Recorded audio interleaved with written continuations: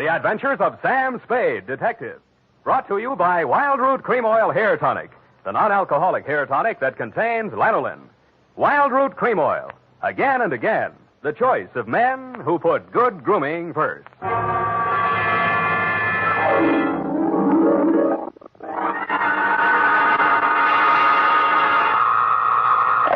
Sam Spade Detective Agency. This is Sam, Blackleg Spade, the third most dangerous gambler on the Barbary Coast. Oh, Sam, not horses again. Horses, women, and the gaming tables, Effie, the versions of the elite. Well, divert yourself with this, Sam. The phone company has sent a pink notice. Pay it no mind, sweetheart. We are healed. We have hit the cashier's cage, annexed the pot, broken the bank, and we're standing on velvet. Sam, are you sober? Definitely velvet. Warm, too. Sam, from where are you calling from? You're wrong, Effie. It's a drugstore. Stay where you are. I'll be right down to deal out my report on the hot 100 grand caper.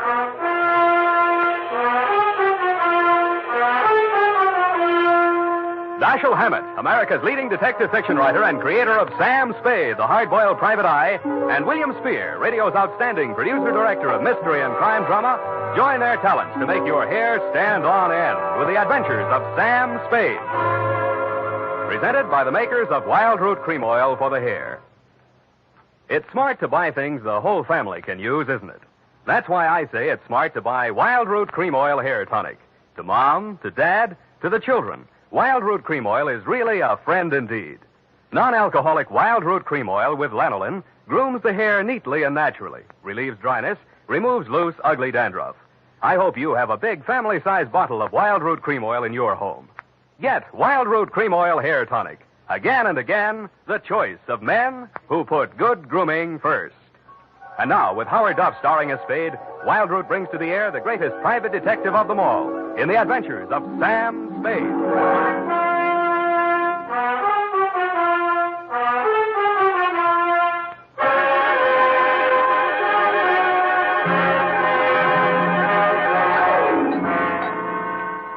Date, September 19, 1948, to robbery detail, San Francisco Police, Attention Sergeant Walsh. From Samuel Spade, license number 137596. Dear Joe, here's the rundown on that hot 100 grand. It started pleasantly enough when my secretary, Miss Effie Perrine, cute little mouse, eased into my private office, closed the door behind her, and leaned back against it with that air of pained resignation, which generally means there's a customer outside that she doesn't approve of, but that I'll see her anyway. It's up to you, Sam. She's very well dressed, and I imagine she can afford you. How do you deduce that? Well, she dropped her purse. I didn't get time to count it all, but there was a $100 bill on top. Well, sure, in, Effie. Sam. Go ahead, say it. Oh, I don't know, Sam. Sometimes, well, there's just money. No, that's one of the reasons I hire you. What's the matter with her? Nothing. That's just it, Sam. She's very good-looking, cultivated, and very kind and considerate. And she seems sincerely troubled. You mean her act is a little too good? I felt that too, Sam. Thanks, Angel. I'll keep that in mind. Tell her to come in. All right, Sam. Mr. Spade will see you, Mrs. Gilcoy. Thank you. Thank you for seeing me, Mr. Spade. My pleasure. Won't you sit down? Oh, thank you. I'm Lorraine Kilcourse, Mr. Spade. It's about my husband, Leonard Kilcourse. Husband? Oh. We've only been married a short time. It was a quiet ceremony at the San Isidro Mission. Leonard didn't want to subject me to any publicity. The difference in our ages, you know? You mean you want me to keep it a secret? Oh, no, except for the newspapers, of course. Naturally, all of Leonard's friends know. No, he doesn't have many, from what I've heard. I've thought it strange, too, that such a prominent man should have such a small circle of acquaintances. I met him only a short time before I married him. He's been very kind and absolutely devoted to me, and I suppose I should feel ashamed of myself for coming to you. But there are so many things about him that are mysterious that sometimes I can't seem to find my handkerchief. Here. Kleenex. Oh, I'm sorry. Thank you.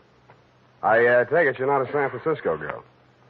No, I met him at a dude ranch. Well, maybe I can clear up some of your mysteries for free. The reason your husband doesn't have many friends is because they keep dropping dead. I don't understand you. Oh, forget it. He's a big public servant. He's built a lot of sidewalks. The streets of the city are paved with his good intentions. His name is on 1,000 manhole covers. If the names of his former business associates land on headstones, it's nothing to me. I got my own racket. Well, what? I think my husband is paying blackmail to someone. Uh-huh. And upon what do you base your suspicions, Mrs. Kay? It started about a month ago. He began withdrawing large sums from our joint account. First it was $10,000, then $20,000, and last week, $50,000. Mm-hmm. And this morning, he closed out the balance of the account. $100,000. Well, he's got it to spend, Mrs. Kilcourt. Well, I won't pretend the money doesn't interest me, but what's behind it, Mr. Spade? Each time he withdraws these cash sums, he leaves the house without a word to me. And sometimes doesn't return until dawn. My husband is not fond of nightlife, Mr. Spade. Only a desperate situation could induce him to leave the house after dark. Yeah, so I've heard. They say that's how he kept his health as long as he has. All right, you want me to trail him, find out what he does with the money. Just one question. Why'd you pick me for the job? Why, your reputation That's is... local. You say you're new in San Francisco. Well, I do read the local papers. Your picture was in only 2 weeks ago. Yeah, well, that caper didn't help my reputation. I like your looks. A nice, honest face. A man I could trust. Well, don't buy that. And I'm sentimental, too. Your picture reminded me of someone who is very dear to me. My brother. Of course, you're nothing like him, really, but you do look alike. I suppose that sounds like a silly woman's reason for... Yeah. What's your address? Well, I have a little place of my own out on Divisadero. The Balboa Apartments near Normandy Terrace. Mm-hmm. You'd better keep in touch with me there. I don't want Leonard to know. The Kilcourse mansion is at 1316 Clarendon. 1316. Mm-hmm. He returns from his office around 6 in the evening. Do you have a car? No. Do I need one? Well, I don't know where he may go. Here are the keys to my car. It's parked in front of the main entrance, a gray Plymouth. He won't recognize the car. It's my brother's. Now, about your fee. $100 now. If I need more, I'll leave you know.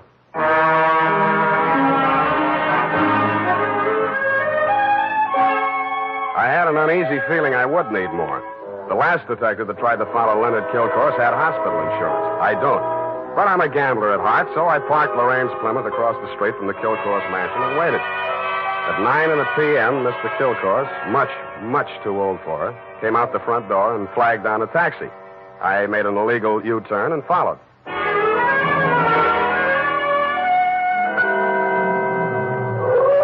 trail ended across the Golden Gate Bridge in Marin County. It was a country club-type building on top of a hill overlooking the bay. It did business under the name of Ernie Nogales' Racket Club. The racket had nothing to do with tennis. It came from two sources. The moans and groans of the customers losing money at the roulette wheels and crap tables, and the glad hand the management threw at my quarry as I followed him in. Well, Mr. Kilcourse, surprised to see you. Since when you go out after dark? Well, I thought a little nightlife might agree with me, Nogales. Oh, that sounds like you, Mr. Kilcourse. I didn't know you better. I think you was afraid to go out night. Well, now, I was thinking of buying this place to retire to. Oh. But I figured it'd be cheaper to win it at your roulette table. What's your limit here? 10,000, but for you, wide open, the sky. $100 grand for a starter? Well, any time they catch you with hot money, Mr. Kilcourse. Come over to the cashier. I sell you the chips myself. I didn't have to bother making myself inconspicuous. Everybody in the joint stopped playing to watch Kilcourse while he shoved his $100 grand roll through the cashier's window and scooped up 4 stacks of $1,000 chips. Make your bets, please. All right, you. Spin that wheel. Huh? How much you got there? $25 grand. Any objections? Is that okay, Mr. Nogales? Spin it, Joe. I'm covering through the table personally. Okay, sir. Around and round the little ball goes. 15 pays 15 and the red. Maybe next time, Mr. Kilcourse.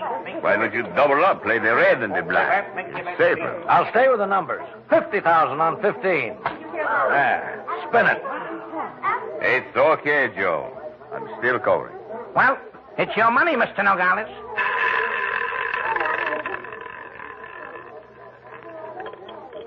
Number 4 pays. Number 4 and the red again. Well, 25 grand more on 15. Look, Mr. Kilcourse, go on, enjoy yourself. Take it off your income tax, but please spend those. Spread them out a little there, those chips, huh? It looks bad for the house. What kind of a joint is this? Can't you cover the bets? Okay, Joe. He asked for it. Okay, sir.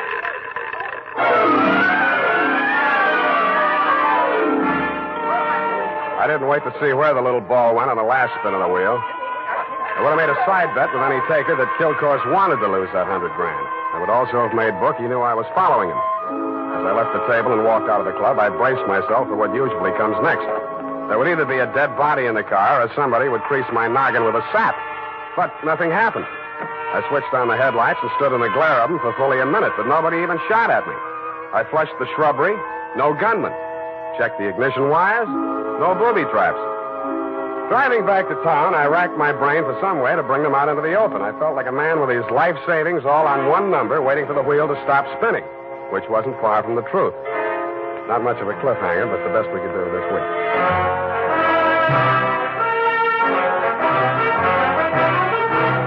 The makers of Wild Root Cream Oil are presenting the weekly Sunday adventure of Dashiell Hammett's famous private detective, Sam Spade.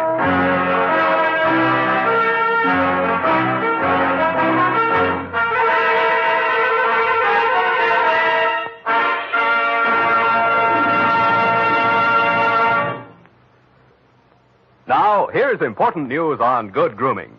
If you want the well-groomed look that helps you get ahead, socially and on the job, listen. Recently, thousands of people from coast to coast who bought Wild Root Cream Oil for the first time were asked, how does Wild Root Cream Oil compare with the hair tonic you previously used? The results were amazing. Better than 4 out of 5 who replied said they preferred Wild Root Cream Oil. Remember, non-alcoholic Wild Root Cream Oil contains lanolin. It grooms the hair naturally, relieves dryness, and removes loose, ugly dandruff. So if you want your hair to be more attractive than ever before, get the generous new 25-cent size of Wild Root Cream Oil, America's leading hair tonic, on sale at all drug and toilet goods counters. It's also available in larger economy bottles and the handy new tube. Get Wild Root Cream Oil. Again and again, the choice of men who put good grooming first. By the way, smart girls use Wild Root Cream Oil, too. And mothers say it's grand for training children's hair.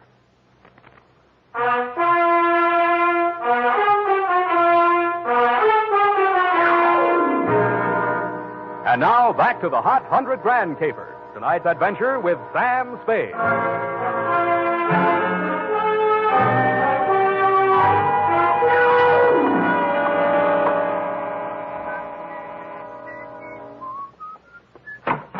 Yeah? This Mrs. Kilcourse's apartment? Yeah? She here? Yeah? Well, can I come in? Yeah? Tommy? Yeah? Who is that, Mr. Spade? Yeah. Oh, this is the detective I was telling you about, Tommy. Remember? Yeah? The one who looked so much like you? Yeah? No. Oh, excuse me. This is my brother, Tommy Lane. Yeah. I mean, Tommy, won't you run down to the corner and buy me some cigarettes for about 20 minutes? I have something to talk over with Mr. Spade. Yeah.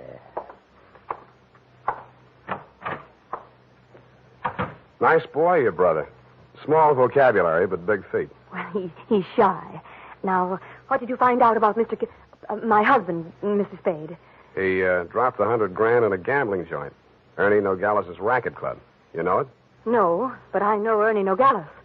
I knew him in Reno before I met Leonard. He lost his license there for running a crooked wheel. The way Kilcourse was playing tonight, that wheel didn't have to be crooked. He was trying to lose that $100,000. But why? Why would he do a thing like that? One of two reasons. Either he's paying off to Nogales or he's paying off to somebody else, and Nogales is the go-between. Well, I don't believe it. Ernie is a crooked gambler, but he doesn't touch blackmail. And your husband isn't stupid enough to drop $100,000 in 3 turns of a wheel. Anyway, I'm not tangled with him and or the Ernie Nogales mob for $100 of your money or anybody else's. Here, take it. Well, and here are your car keys.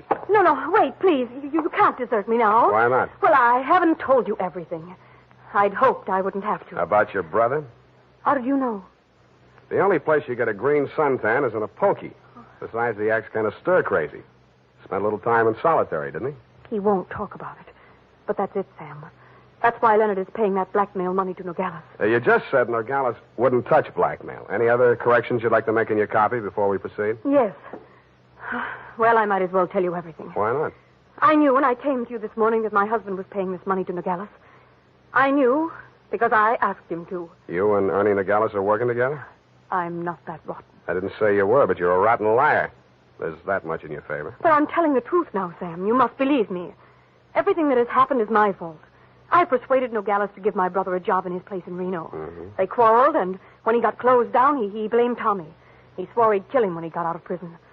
That's why I begged my husband to pay him to save Tommy's life. Who did rat on Nogales about that crooked wheel at Reno? I did. That's why I feel responsible. Leonard is so fine, so generous. But I can't let him go on paying for my mistake. Yeah, like you said, he's going to run out of money. Look at me, Sam. Do I look like the kind of a woman to whom money means everything in the world? No, but you're looking at me, not at Kilcourse. You're laughing at me. Oh, I know what you think.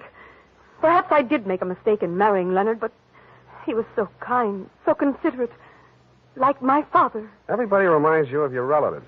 You don't believe my story? Well, since you asked. Well, all right, then, here's the truth. I'm really Jack the Ripper's granddaughter. My parents were terribly wealthy. I harpooned my mother in her Beverly Hills swimming pool, set fire to my father with a $50,000 negotiable bond, and eloped with John Wilkes Booth. That brings us up to 1865. Shall I go on? Don't stop. It's great. Oh, get out of here. Get out of here and leave me alone. After you've told me all your secrets, I'm not that rotten. You won't help me. You never intended to. Why go on torturing me? Oh, now, stop that. Please. I believe you. I believe all your stories. Now, what is my next smart move? Sam, the only way to stop Ernie Nogales is to prove that he's running a crooked wheel. And then he'd pay back all that blackmail money, and he wouldn't dare lay a hand on Tommy. Well, it's going to be hard to prove and expensive. I'll have to lose a little on that wheel before I can figure the way it's rigged.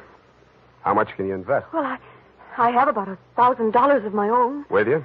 Yes. Here. You take it. Smells nice. Sam. Yeah? Sam, after all this is over, and after I've put things to right with Leonard, I should have told him before this, but I owed him so much. Oh, Sam, I'm so glad it's you. Yeah. Me too, Angel. Go now, darling, before I beg you not to. What time does that joint close? Well, it runs all night, I think. Good. Let's stay up late and raid the icebox.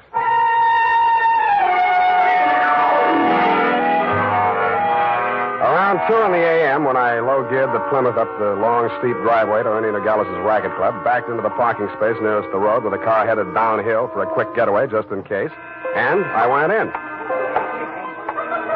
The joint was still going full blast. I bought $500 worth of chips, swaggered over to the table where Kilcourse had dropped his $100,000, and nonchalantly flipped the blue chip onto the red. Appalachia, ladies and gentlemen. Make your game. Okay, that's all. Around and round the little ball goes. I didn't look to see where the little ball went. Most of the money was on red, so it was bound to turn up black. A red, please. What? Number 15. Place your bets, please. Make your game, ladies and gentlemen. Around and round it goes. The chips were spread around more the next turn, so I stacked 100 at the bottom of the 1 to 34 column. With a crooked wheel, my 100 made it the best bet to lose. And 19, and the red wins again. Hey! I plunked $500 down on number 5 and raked in $17,500. I left my original bet on the table. When the little ball fell into the pocket, I was $35,000 to the good from my point of view, but not from my clients. I doubled my bet and looked apprehensively around. There were no surly characters edging up behind me. In fact, the only surly character in sight was Ernie Nogales, and he looked happy. That didn't make much sense. When my bankroll got to $105,000, I played a hunch. I threw $5,000 of it back on the table and lost it. That made a kind of sense.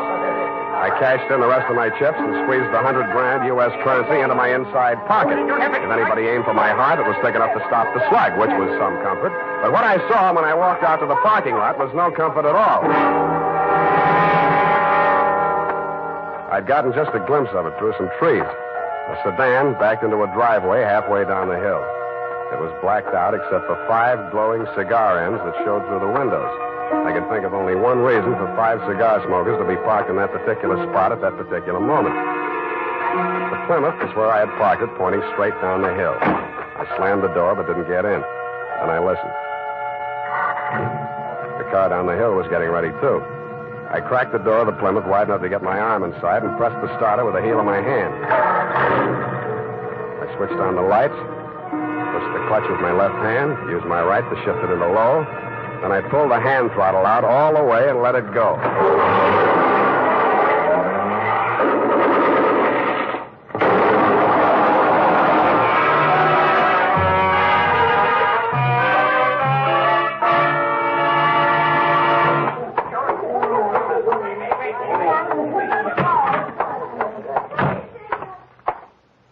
What's the big idea busting into my office? We're going to have a talk, Nogales. Please, don't wave that heater at me. It makes me nervous. I don't like guns. I don't either. That's why I'm here. Put your hands on top of the desk and keep them there. All right. Give me back that roll. I give you clean money for it. It was a gamble, so I lost. Can you blame me? Where'd you get this money? I buy it. 50 cents on the dollar. I don't ask where it came from, but I read the papers. I figured it was that shipyard payroll job a few days back. Like it just fell in my lap. I figured it'd make 50 grand instead of kill course 5.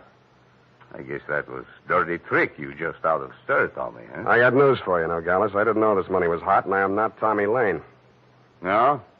Then what? Private Dick. Tommy's sister hired me to take the fall for him. Look, I'd got most of the caper. Kill course wanted to pay Tommy $100 grand.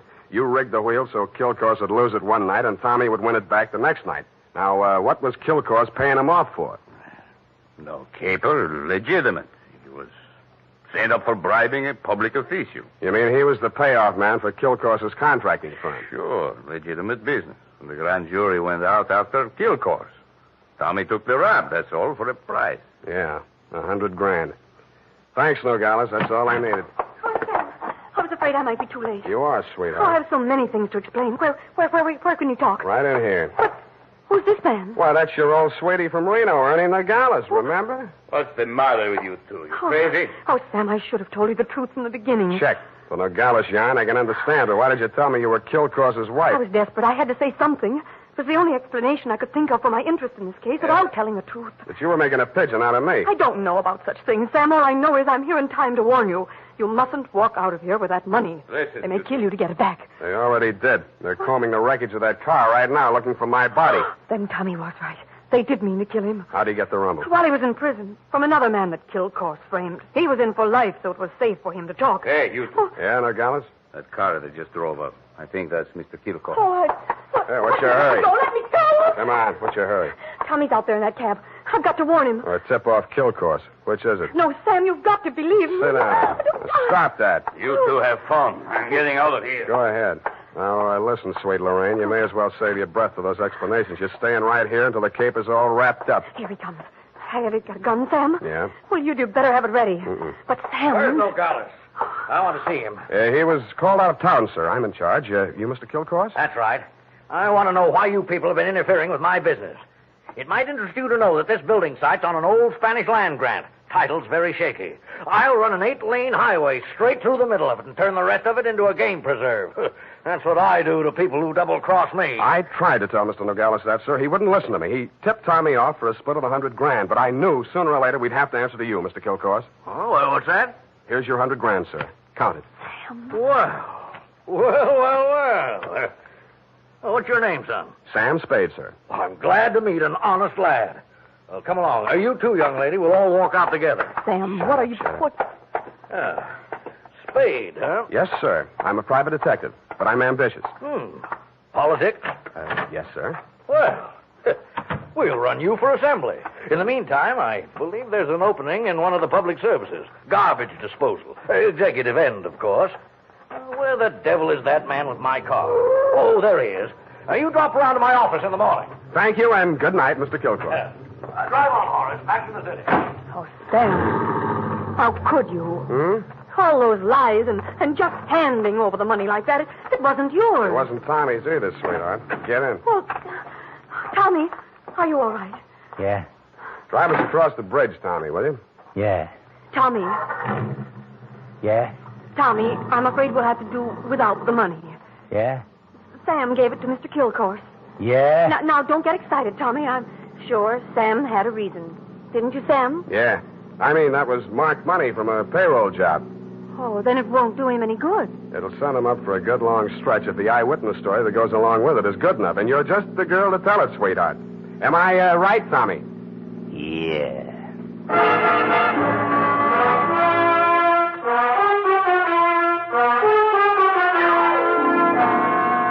Period. End of report. Already? But Sam. Yeah? What happened? Who were the 5 men in the car, the ones who shot at that Plymouth in the mistaken belief that you were in it? Their names are of little account, Effie. Suffice it to say that Kilcore's pointed his pudgy finger at them in the hopes of keeping the charge of attempted murder out of his indictment. But I was too clever. I identified them. But, Sam, you didn't see anything but their cigars glowing in the darkness. Have you never heard of Sherlock Holmes' monograph and the 49 varieties of tobacco ash, you fool? Oh, but, Sam, Sherlock Holmes is only the segment of someone's imagination. He's a fictional detective. Well? You mean... Oh, Sam, you're tired. Yes, I am. It's affected your mind, winning all that money. Now, you just sit here and rest. Oh, Think of the snowy mountaintops and blue skies. Mm. I'll just go and type this up. Snowy mountaintops. Winter sports yet. And now, listen to this.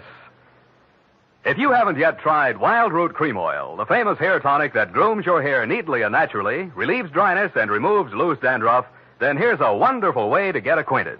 Buy Wild Root Cream Oil in the new 25-cent size bottle at your drug or toilet goods counter. Also, ask your barber for a professional application of Wild Root Cream Oil hair tonic. Again and again, the choice of men who put good grooming first.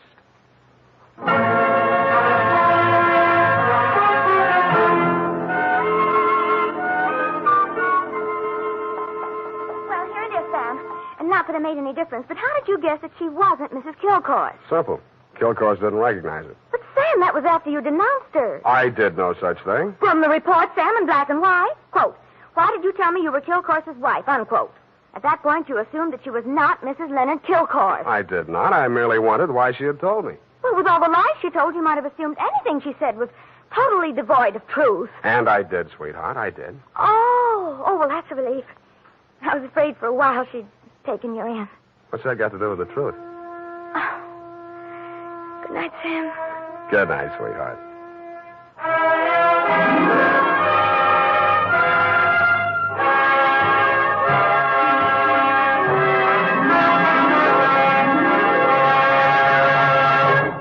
The Adventures of Sam Spade, Dashiell Hammett's famous private detective, are produced and directed by William Spear. Sam Spade is played by Howard Duff. Lorene Tuttle is Effie. Sadie Thompson appeared as Lorraine Kilcourse. The Adventures of Sam Spade are written for radio by Bob Tallman and Gil Dowd. Musical direction by Lud Gluskin. Score composed by Renee Garrigang. Join us again next Sunday when author Dashiell Hammett and producer William Spear join forces for another adventure with Sam Spade. Brought to you by Wild Root Cream Oil. Again and again, the choice of men who put good grooming first. This is Dick Joy reminding you to... Get Wild Root Cream Oil, Charlie. It keeps your hair in trim. You see it, non-alcoholic, Charlie. It's made with soothing lanolin. You better get Wild Root Cream Oil, Charlie. Start using it today. You'll find that you will have a tough time, Charlie. Keep on all the gals away. Hiya, Baldy. Get Wild Root right away. This is CBS, the Columbia Broadcasting System.